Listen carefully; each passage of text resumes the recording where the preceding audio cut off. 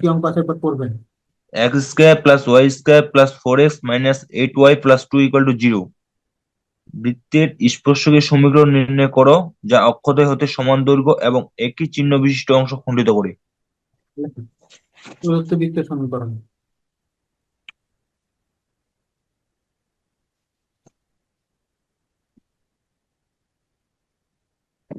Square plus y square plus 4x minus 8y plus 2 সমান 0। কেন্দ্র কেন্দ্র কত বলেন? -2,4। -2 4। ব্যাসার্ধ তাহলে কত হবে বলুন তো? ব্যাসার্ধ তাহলে হবে স্যার 4 যোগ 16 মাইনাস 2 রুট ওভার 18। -2 তাহলে 2 18। 18। এটা পরিবর্তন হবে 3/2। হুম। এবার বলছে অক্ষদ্বয় হতে একই চিহ্ন বিশিষ্ট সমান অংশ ছেদ করে। বিশিষ্ট সমান অংশ ছেদ করে। তাহলে লেখেন স্পর্শকের সমীকরণ। স্পর্শকের সমীকরণ x/a প্লাস y/ এখানে হবে a, তাই না? সমান 1। মানে এখানে বলছি যে একই একই চিহ্ন ওই জন্য।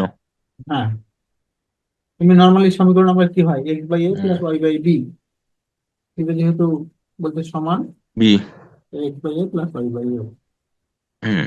তাহলে এখান থেকে লিখতে পারি x প্লাস y সমান a, x plus equal to A. হ্যাঁ, তাহলে x plus y minus A করে 0। তাহলে আমরা এখন কন্ডিশন কি জানি? কেন্দ্র থেকে স্পর্শকের দূরত্ব সমান ব্যাসার্ধ, তাই না?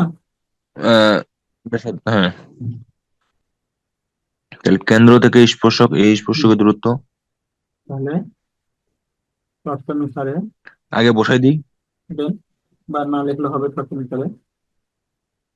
তাহলে হবে কি -2 প্লাস 4 মাইনাস a, নিচে কি হবে বলেন? মাইনাস এ 1 প্লাস 1। নিচে হবে রুট ওভার 1 এর উপর স্কয়ার প্লাস 1 এর উপর স্কয়ার।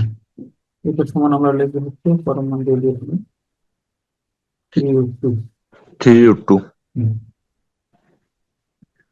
এখান থেকে পাচ্ছি আমরা তাহলে এখন 2 মাইনাস a সমান প্লাস মাইনাস এখানে কি √2, এখানে 3√3, তাহলে গুণ রুট টু করলে হচ্ছে রুট টু রুট টু কাটা।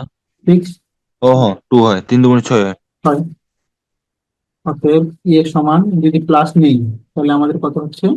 স্যার, পরম মানটা উঠে গেলে কি স্যার এই পাশে প্লাস মাইনাস হয়? হ্যাঁ, ও। তাহলে দেখেন 2 মাইনাস a সমান 6, তাহলে সমান কত হচ্ছে? -4। হুম। প্লাস নিয়ে কাজ করি, হ্যাঁ। আর যদি মাইনাস নিয়ে কাজ করি তাহলে মাইনাস, প্লাস হবে তাহলে কত হচ্ছে? 8। 8 হবে, হ্যাঁ। অতএব স্পর্শকের সমীকরণ, ওটা নির্ণয় সমীকরণ x হ্যাঁ, plus y plus 4 equal to 0, x plus y minus 8 equal to 0। x plus y minus 4 সমান 0, x plus y plus, plus এখানে হবে 4 স্যার। এখানে +4 আর মাইনাস হ্যাঁ, মাইনাস। হুম।